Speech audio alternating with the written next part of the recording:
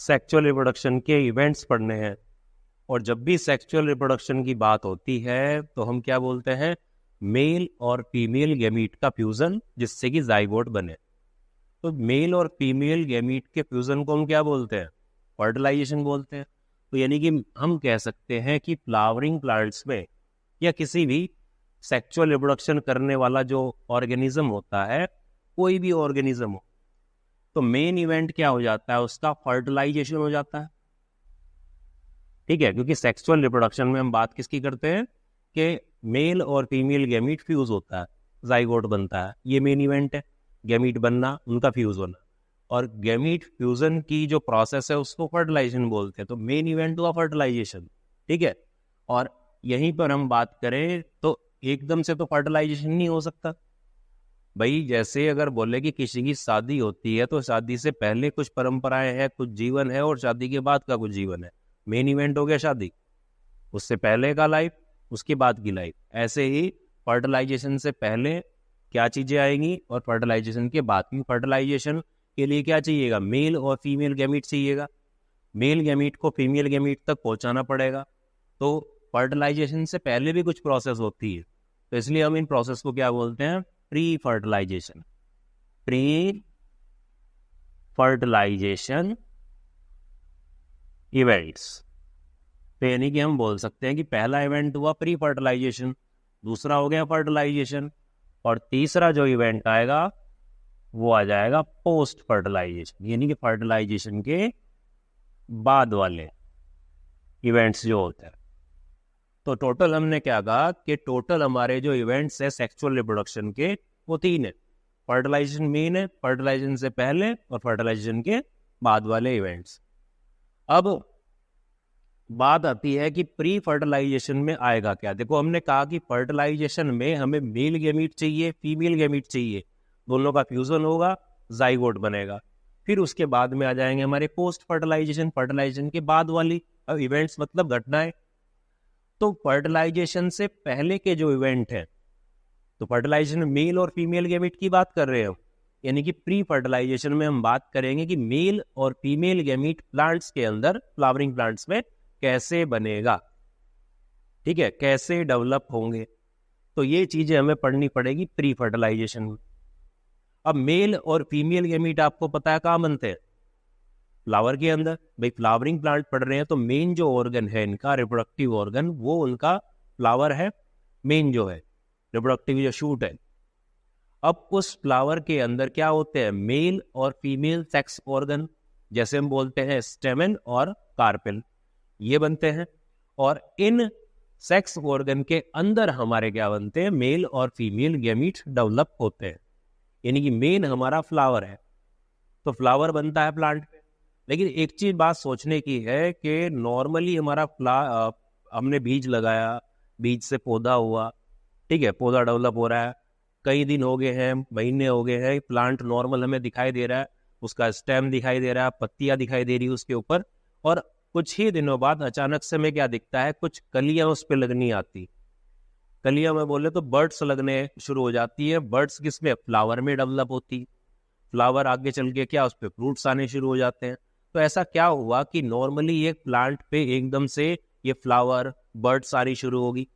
जैसे for example अगर human का एग्जाम्पल लेते हैं, तो नॉर्मली एक बच्चा जब पैदा होता है तो वो नॉर्मली ग्रो कर रहा है। अब 8-10 साल का बच्चा होता है, ठीक है, नॉर्मली आप देख रहे हैं, ठीक है, नॉर्मल आप रोज देख रहे हैं उसको। लेकिन 10-11 साल की उम्र के बाद में उसकी बॉडी में कुछ स्पेसिफिक ऑर्गन डेवलप होने लग जाते हैं। दाढ़ी मूंछ आनी शुरू हो जाती है अगर लड़का है, और गर्ल्स में अलग कैरेक्टर्स डेवलप होते हैं। तो ऐसा अचानक से उनकी बॉडी में क्या हुआ कि उनमें एकदम से स्ट्रक्चरल चेंजेस देखने को मिले। तो आपका सीधा सीधा जवाब होगा कि हार्मोनल चेंजेस वहां पे आए, हार्मोन्स बनने शुरू हो गए वहां पे। तो सेम चीज आंसर यहाँ होगी कि एक फ्लावर है, एक प्लांट है, तो प्लांट में क्या हुआ है, उसमें कुछ हार्मोनल चेंजेस आए हैं, स्ट्रक्चरल चेंजेस आए हैं, हार्मोन्स बने हैं, बनने शुरू हुए, जिसकी वजह से प्लांट बॉडी में स्ट्रक्चरल चेंजेस हुए, जिसकी वजह से फ्लावर बनना शुरू हो गया। क्योंकि कोई भी आदमी, जीव या ऑर्गेनिज्म होता है तो अपने वंश को बढ़ाना चाहेगा आगे। उसको पता है कि स्पेसिफिक एज के बाद में चीजें खत्म हो जाएंगी, तो वंश आगे बढ़ाना है, तो प्लांट भी ऐसा करते हैं। तो बॉडी में क्या आते हैं, प्लांट बॉडी में कुछ हार्मोनल स्ट्रक्चरल चेंजेस आते हैं जिसकी वजह से इन्फ्लोरेसेंस यानी कि फ्लावर्स की कलियां, ये बोले कि गुच्छों में फ्लावर आने शुरू हो गए, कलियां बर्ड्स आनी शुरू हो जाती, वो बर्ड फ्लावर बनती है। बर्ड जो होती है कलियां वो फ्लावर बनती है, और फ्लावर के अंदर क्या आएंगे, सेक्स ऑर्गन्स, जैसे स्टेमन हुआ मेल, कार्पिल या पिस्टल हुआ फीमेल। अब इनमें क्या बनेंगे, माइक्रोस्पोर और मेगास्पोर, यानी कि इन्हीं के अंदर बोल सकते हैं कि मेल और फीमेल गैमेट बनना शुरू हो जाते हैं। यानी कि मेल जो हमारी ये जो बताया है मैंने, इसमें अगर देखा जाए इनका दो, जो इतनी देर से मैं बता रहा हूं आपको, तो ये क्या है, इसका कंक्लूजन जो निकलता है हमारा, वो निकलता है कि भाई एक तो हमारा गैमीट फॉर्मेशन होगा, पहला जो इवेंट आएगा प्री फर्टिलाइजेशन में भी गैमीट फॉर्मेशन आएगा, जिसको हम क्या बोल सकते हैं, गैमीटोजेनेसिस, गैमीटोजेनेसिस कह सकते हैं। ठीक है, और इसी में देखते हैं तो दूसरा हमारा क्या आ जाएगा, अब ये गैमीट बना है, जैसे पोलन ग्रेन्स बनेंगे, मेगास्पोर में एग बन जाएगा। अब इनका क्या होगा, ये गैमीट जो बने हैं, क्योंकि ये गैमीट जो होते हैं हमारे, ये पोलन ग्रेन्स होते हैं, एग होता है, इनके अंदर जो गैमीट्स बनेंगे हमारे, तो पोलन ग्रेन और मेगास्पोर यानी एग, ये मोटाइल नहीं होते, एक दूसरे के पास में से जा नहीं सकते हैं, ये नॉन मोटाइल होते हैं। तो नॉन मोटाइल है तो इनको मेल गैमीट को फीमेल गैमीट तक पहुंचना पड़ेगा। तो हम बोल सकते हैं अगला स्टेप इसमें आ जाएगा गैमीट ट्रांसफर, यानी कि दो स्टेप हो गए। तो पहला हुआ गैमीट फॉर्मेशन और दूसरा हुआ गैमीट ट्रांसफर। गैमीट ट्रांसफर यहाँ पे फ्लावरिंग प्लांट में कौन सी प्रोसेस होती है, ये होती है पॉलिनेशन। यानी कि हमें क्या पढ़ना है, सबसे पहले प्री फर्टिलाइजेशन इवेंट में गैमीट फॉर्मेशन पढ़नी है, गैमीट फॉर्मेशन के बाद में गैमीट का ट्रांसफर यानी पॉलिनेशन पढ़ना है। अब गैमीट फॉर्मेशन पढ़ना है तो गैमीट का फॉर्मेशन यानी कि पोलन ग्रेन्स और एग का फॉर्मेशन कहाँ होगा, आप बोलोगे पोलन ग्रेन जो बनेगा वो एंथर, अभी बात करेंगे एंथर, या बोलेंगे स्टेमन के अंदर, और जो एग होगा वो ओवरी या फिर बोले कार्पिल के अंदर बनेगा। इसका मतलब साफ है कि गैमीट फॉर्मेशन के लिए हमें पढ़ना पड़ेगा पहले मेल और फीमेल सेक्स ऑर्गन्स के बारे में, जो फ्लावर में प्लांट्स में। तो मेल सेक्स ऑर्गन में क्या आएगा हमारा, आप बोल सकते हो एंड्रोशियम, जो कि ग्रुप है, टोटल नंबर जितने भी हमारे फ्लावर में क्या होते हैं, बोल सकते हैं जितने भी स्टेमन होता है, टोटल नंबर ऑफ स्टेमन, ये हमारा गाइनोशियम कहलाता है। यानी कि ये एंड्रोशियम कहलाता है। तो एंड्रोशियम पढ़ेंगे, एंड्रोशियम में हम एक सिंगल को पढ़ेंगे, स्टेमन का पूरे बारे में पढ़ेंगे, और उसके बाद में जो फीमेल के बारे में होगा कार्पिल, उसको पढ़ेंगे। कार्पिल के ग्रुप को क्या बोलते हैं, टोटल नंबर कार्पिल किसको बोलते हैं, गाइनोशियम कहते हैं।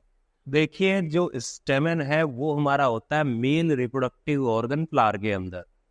जनरली हम क्या बोलते हैं, जितने भी फ्लावर के अंदर स्टेमन होते हैं उसके टोटल नंबर को हम एंड्रोशियम बोलते हैं। ठीक है, इसलिए क्या लिखा है, मेल रिप्रोडक्टिव वर्ड, या बोल सकते हो सर्कल, पूरा टोटल जितने भी स्टेमन एक फ्लावर के अंदर होंगे, आप देख सकते हैं चाइना रोज देख लिया, कोई भी प्लांट जिसमें स्टेमन साफ दिखाई देते हैं आपको, इस तरह के स्ट्रक्चर, तो टोटल जितने होंगे उनको एंड्रोशियम बोलते हैं। और सिंगल उसकी एक सिंगल जो उसमें स्टेम एक यूनिट उसकी कही जाएगी, सिंगल को हम स्टेमन कहते हैं। तो यही मेल रिप्रोडक्टिव हमारा ऑर्गन है स्टेमन। तो स्टेमन को हम देखते हैं तो एक सिंगल स्टेमन, जैसे फ्लावर हमने बनाया था, तो फ्लावर में हम क्या करते हैं भाई, अंदर ये ऐसे पिस्टल कार्पेल, फिर यहाँ से हम क्या बनाते हैं, ये स्टेमन बनाते हैं। उसके बाद में ये हमारे पेटल्स, सेपल, और फिर यहाँ पे थैलेमस से पेडिस, ऐसे। तो ये जो चीज है, तो ये हमने यहाँ पे अलग से बना दिया। ये जो है पूरा ये हमारा एंथर है, और ये जो है अपना ये लंबी सी जो स्टाक है, इसको हम क्या बोलते हैं, फिलामेंट कहते हैं, फिलामेंट। तो फिलामेंट एक तरह से क्या है, फिलामेंट हमारा अगर ध्यान से देखा जाए, यहाँ पर अगर फोकस करें तो ये जो फिलामेंट है ये एंथर को, एक तो क्या हो सकता है, यहाँ से मैं थोड़ा सा साफ करके बनाता हूँ, या तो ये एंथर जो फिलामेंट है एंथर को थैलेमस से जोड़ता है। देखो ये रहा एंथर और ये रहा फिलामेंट, तो ये कहाँ पे थैलेमस से जोड़ता है, या फिर अगर ये जो फिलामेंट है अगर बाय चांस ये पेटल से भी जुड़ सकता है, अगर पेटल से जुड़ेगा तो कंडीशन हो जाएगी एपीपेटलस, एपीपेटलस। ठीक है, अगर पेटल से जुड़ता है कौन, फिलामेंट। मेन काम क्या होता है भाई, ये जो फिलामेंट है ऊपर एंथर है अपना, तो ये इसको न्यूट्रिशन वाटर ये सब कौन प्रोवाइड करेगा, अटैचमेंट का तो काम कर ही रहा है, बाकी न्यूट्रिशन वाटर प्रोवाइड करने का काम भी अपना फिलामेंट करता है। हालांकि फर्टाइल पार्ट हमारा एंथर है, ये स्टेराइल पार्ट है, इसमें कोई गैमीट वेमीट नहीं बनेगा, गैमीट मेनली इसी बनेगा एंथर में। तो जो एंथर है, एंथर में क्या है एक्चुअल में, अब इसको क्या किया हमने, मान लीजिए ऐसे कट कर दिया सामने से, ये हमने कट कर दिया, और कट करने के बाद में ऊपर से देख रहे हैं, जैसे मेन ऐसा है हमने कट कर दिया ऐसे, अब इसको सामने कट करने के बाद हम देख रहे हैं क्या है इसमें, तो हमें ये चीज दिखाई देगी, हमने कट कर लिया तो ये कट सेक्शन है, इसका ट्रांसवर्स सेक्शन है, तो हमें ये चीज दिखाई देगी। तो हमें एक तरह से क्या दिखाई दे रहा है, ये कट सेक्शन में टेट्रागोनल दिखाई दे रहा है। मैक्सिमम जो एंजियोस्पर्म्स हैं, या बोलेंगे टिपिकल एंजियोस्पर्म, जैसे कैप्सुला की बात की थी हमने, तो जो मैक्सिमम एंजियोस्पर्म है उसमें क्या रहता है कि जो एंथर है वो बाइलोब्ड होते हैं, बाइलोब मतलब दो लोब है। अब देखो यहाँ से एक लोब तो ये रही इसकी, और एक इसके पीछे की तरफ है, यानी हम कह सकते हैं इसी सेक्शन में कट किया तो एक लोब तो ये रही यहाँ से ये वाली, और एक ये इधर वाली है। ठीक है, तो दो लोब है, जब दो लोब होती है तो हम क्या बोलते हैं, एंथर कैसे हैं, बाई लोब्ड एंथर है। ठीक है, दो लोब वाला है। अब इसमें भी दो लोब में क्या दिख रहा है हमें, यहां पर दो लोब के अंदर हमें ये एक चैम्बर, ये एक चैम्बर, ये एक्चुअल में क्या है, ये यहाँ पर माइक्रोस्पोर बनेंगे। अब माइक्रोस्पोर बनेंगे तो माइक्रोस्पोर की थैली है एक तरह से, ये सैक है, तो हम बोलते हैं कि हर एक लोब में, ईच लोब क्या है इसमें, हर एक लोब में एक तरह से क्या है, दो एक तरह से चैम्बर है, चैम्बर है तो हम बोल सकते हैं थीका, कितने हैं, दो थीका है, तो हम बोल सकते हैं कि लोब कैसी हुई, बाई थीकस, या बोल सकते हो डाई थीकस हमारी लोब होती है। एक लोब है उसमें क्या है, दो थीका है, इसलिए लोब हमारी कैसी हुई, डाई थीकस या बाई थीकस लोब इसको कहते हैं। अब ये जो लोब है यहाँ पर, इसमें एक कोना ये हुआ, एक कोना ये हुआ, तो इसमें क्या रहता है, ये एकदम से नहीं बना, जब बाद में बनता है, जब पोलन ग्रेन बनने होते हैं तो डेवलप होता है, तो बाद में चैम्बर बनते हैं इसमें। तो ये कोनों पे हमें क्या दिखाई दे रहा है, दो इस कोनों पे, दो इस कोने पे, ये लोब अलग है, एक लोब अलग है। तो एक कोनों में हमारे एक माइक्रोस्पोरेंजियम, ये एक, ये एक, ये एक, ये, तो भाई लोब हमारी कितनी है, दो है, टोटल कितने हो गए हमारे, ये चार कोनों में चार माइक्रोस्पोरेंजिया बनेंगी, इसलिए हम बोल सकते हैं कि बाइलोब्ड एंथर कैसा होता है हमारा, टेट्रास्पोरेंजिएट, टेट्रास्पोरेंजिएट मतलब चार स्पोरेंजिया वाला। अब चार स्पोरेंजिया, स्पोरेंजिया का मतलब उस पे बनेंगे माइक्रोस्पोर, माइक्रोस्पोरेंजियम है, माइक्रोस्पोर बनेंगे। अब भाई माइक्रोस्पोर जो यहाँ पर है पोलन ग्रेन बोलते हैं, तो हम इनको, ये जो है हम इनको क्या, माइक्रोस्पोरेंजिया तो है ही, हम इनको बोल सकते हैं पोलन सैक, यानी कि आप ऐसे ही बोल सकते हो कि माइक्रोस्पोरेंजियम जो है वो चार माइक्रोस्पोरेंजियम चार पोलन सैक में डेवलप हो जाएगी, और पोलन सैक में क्या बनेगा आगे चल के, पोलन ग्रेन्स बनेंगे, क्या बनेंगे, पोलन ग्रेन्स बनेंगे। ठीक है, और बीच में जो ये आपको दिखाई दे रहा है, ये क्या है, जो इस लोब को इस लोब से कनेक्ट कर रहा है, ये जो लोब है ये वाली, और ये वाली लोब को जो कनेक्ट कर रहा है, तो कनेक्ट करने वाला क्या कहलाएगा, कनेक्टिव कहलाएगा। ये जनरली अगर देखा जाए तो यहाँ पर ये पूरी लेंथ तक होता है ऐसे, दोनों लोब को कनेक्ट करने वाला, एंथर के पिछली तरफ पूरी। अब इसी से क्या आपस में लोब को भी कनेक्ट कर रहा है ये, और साथ में क्या ये जो फिलामेंट है ये भी इससे कनेक्टिव से ही कनेक्ट कर रहा है। ठीक, इसको आप ऐसे समझ सकते हैं कि जैसे मान लीजिए कि ये हमारा क्या है, ये एक हमारी एंथर लोब है, एक लोब ये इधर वाली मान ली सिंगल, ठीक है। तो ये लोब क्या है, एक तरह से ये ऐसे है, ये पूरी तो कट करके देखा तो ये ऐसे ये है, यहाँ पे ये एक लोब ये सिंगल है ये वाली, ठीक।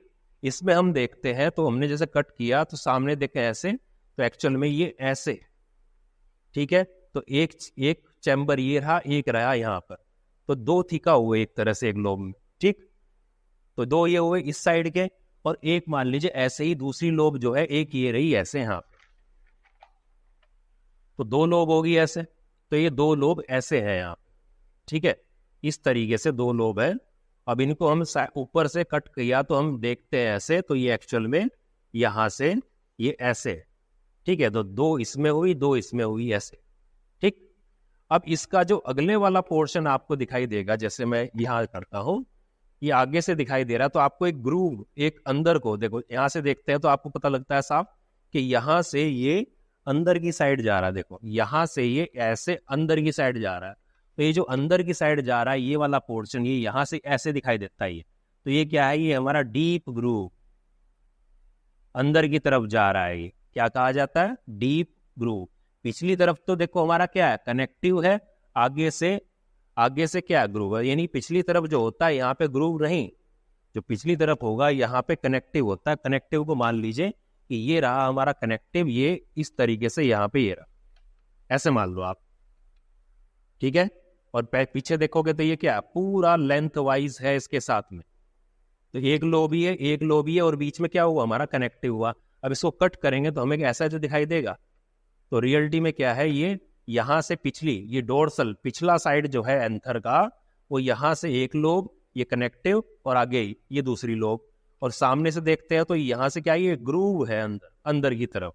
तो ये है इस तरह का स्ट्रक्चर है। तो ये कनेक्टिव से ही हमारा क्या जुड़ा रहता है, अब ये कनेक्टिव है तो यहीं से हमारा क्या जुड़ा रहेगा, ऐसे ही ये मान लीजिए क्या फिलामेंट है, तो फिलामेंट इस तरीके से यहाँ पे जुड़ा रहता है इसके पास, ठीक है। तो एक्चुअल में ये यहाँ से ये ऐसे होगा, ठीक है, ये लोब ऐसे, ये लोब ऐसे, ये ध्यान रखना है।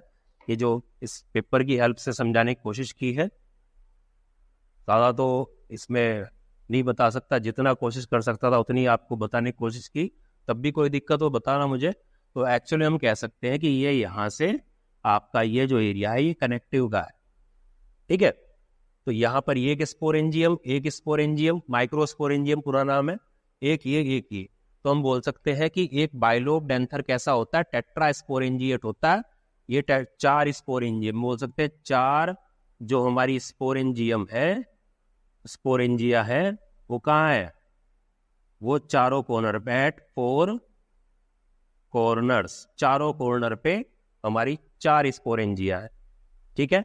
ये चीज होती है इसमें। अब यहां से जब एंथर देखो, ये एक तरह से ट्यूब है ये पूरी, ये नहीं कि ये खाली गोला क्या है, ये पूरा नीचे तक है पूरा, ये एक तरह से चैम्बर, एक चैम्बर ये रहा, एक ऐसे रहा, एक नीचे था, जैसे अभी का पेपर में दिखाया था आपको। ये पूरा नीचे तक आपके 4 एक तरह से चैम्बर है, जिसमें क्या भरे हुए होंगे, जिसमें हमारी माइक्रोस्पोर मदर सेल होंगी। माइक्रोस्पोर मदर सेल यानी कि पोलन सैक में क्या होती है, माइक्रोस्पोर मदर सेल होती है, उसमें मियोसिस होती है, तब जाके पोलन ग्रेन बनते हैं। यानी कि मैं लिखूं तो इसमें क्या रहेगा, यहाँ पर पोलन मदर सेल या माइक्रोस्पोर मदर सेल होती है डिप्लॉयड। तो इसमें क्या होगा, मियोसिस होगा, जब मियोसिस के बाद में क्या बनेंगे, हमारे पोलन ग्रेन्स बनेंगे, और पोलन ग्रेन्स ही क्या होते हैं, हमारे मेल गैमिटोफाइट होते हैं, इसी में हमारे मेल गैमीट्स बनते हैं। क्लियर है बात। तो ये था हमारा स्ट्रक्चर इसका, ठीक है। और कनेक्टिव में अगर आपको कोई पूछता है भी कनेक्टिव की मेन फंक्शन क्या है, तो आप बोलोगे जो दोनों लोब्स है, एक तो वो आपस में जोड़े रख रहा है कि जो दो anther lobes are connected by with the help of connective. दूसरी बात, जो फिलामेंट जुड़ता है एंथर से वो भी कनेक्टिव के थ्रू जुड़ता है। और तीसरी बात क्या है, कनेक्टिव में क्या होते हैं, हमारे वैस्कुलर टिश्यूज होते हैं यहाँ पर, जिसकी वजह से खाना पानी हमारे एंथर को, ठीक है, पूरे उस तक मिलता है। और जब इनको मिलेगा तो जाहिर सी बात है यहाँ से इनको पोलन ग्रेन जो है उनके चारों तरफ क्या है, भाई बाकी जो सेल्स होती है टपेटम आप पढ़ोगे तो उनको भी तो न्यूट्रिशन चाहिएगा, ये सब न्यूट्रिशन आपका नीचे से पहुंचता है, इनके थ्रू पहुंचता है। अच्छा, ये तो था हमारा बाइलोब एंथर। ऐसा नहीं होता कि दुनिया में सारे ही एंजियोस्पर्म में दो ही लोब होती है, दो लोब होंगी तो 4 स्पोरेंजिया होगी तो टेट्रास्पोरेंजिएट होगा, ठीक है। अच्छा, इसकी शेप भी बता दूं आपको, शेप कैसी है, कट सेक्शन में टेट्रागोनल शेप होती है इसकी, ठीक, टेट्रागोनल शेप। भाई जैसे मालवेसी होती है, मालवेसी फैमिली जो है, जो चाइना रोज है जैसे, या भिंडी है, मालवेसी फैमिली के अंदर क्या होता है, जो एंथर होता है वो कैसा होता है, वो मोनोथिकस होता है, ठीक है। अब जैसे डाइथिकस था, दो इधर दो इधर, 4 स्पोरेंजिया थी, तो मोनोथिकस होगा तो कितनी, सिर्फ क्या होंगी, 2 स्पोरेंजिया होंगी। जब 2 स्पोरेंजिया होंगी तो एंथर कैसा कहलाएगा, बाई स्पोरेंजिएट। जैसे टेट्रा स्पोरेंजिएट था तो ये क्या कहलाएगा, मालवेसी में बाई स्पोरेंजिएट कहलाएगा, मालवेसी में। हालांकि इसके बारे में एनसीईआरटी ने कहीं जिक्र नहीं किया, ये पूरा इसके बारे में था। अब यहां से ये तो था हमारा नॉर्मल स्ट्रक्चर, इसके एंथर के बारे में हमने पढ़ा। अब आगे जब हम पढ़ेंगे तो यहां से ये पूरा ना बना के सिर्फ ये वाली शेप बनाई जाएगी, और आगे जो पढ़ा जाएगा इसका जो स्ट्रक्चर है एंथर का, इसमें कौन कौन सी ये वॉल, कौन कौन सी लेयर होती है, वो हमें पढ़नी पड़ेगी यहाँ पर। अब जैसे चारों कॉर्नर पे है तो किसी एक कॉर्नर की बात कर लेंगे हम, ठीक है। तो यहाँ पे क्या होगा, यहाँ पे हमारे फिर पोलन ग्रेन कैसे बनेंगे वो हमें पढ़ना है। साथ में जब ये पूरे पोलन ग्रेन बन जाएंगे तो पटके बाहर कैसे निकलते हैं, तो यहाँ से पटते हैं, स्टोमियम होती है, यहाँ से पटके वो बाहर आते हैं। तो ये भी आगे अब बताएंगे। तो अगले लेक्चर में क्या होगा, इसका स्ट्रक्चर होगा एंथर का, माइक्रोस्पोरेंजियम का, कि किस तरीके से इसमें एंथर में पोलन सैक में पोलन बनते हैं और लेयर कौन कौन सी होती है। बहुत ज्यादा इंपॉर्टेंट वो टॉपिक है, ईमान के चलिए हर बार क्वेश्चन वहां से बनता है। तो इस लेक्चर में इतना ही। कोई डाउट हो, कोई प्रॉब्लम हो तो मुझे कमेंट करें। और हाँ, इस लेक्चर के हैंड रिटन नोट्स आपको लिंक मिलेगा टेलीग्राम चैनल का, उसके वहां पे आपको PDF हैंड रिटन नोट्स की मिल जाएगी। Thank you.